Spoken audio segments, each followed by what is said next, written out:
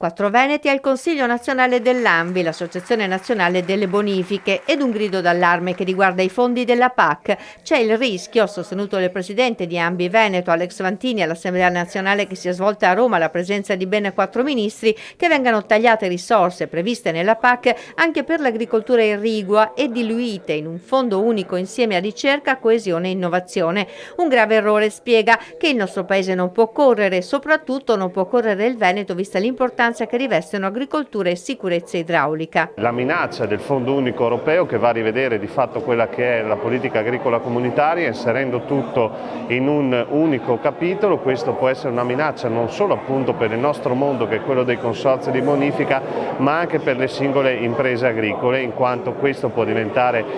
significherebbe maggiore burocrazia, maggiore legame a quelli che sono gli indirizzi di carattere politico dell'Europa, senza tenere in considerazione poi la differenziazione nei singoli territori. E poi realizzare nuove opere infrastrutturali, non debbono essere per forza faraoniche, si può lavorare tranquillamente con per esempio il piano bacini che è stato proposto da Coldiretti, da ANVI, da altre associazioni agricole, strategicamente previste per accumulare acqua. Noi dobbiamo tanto pensare di avere un grande piano europeo, forse di impianti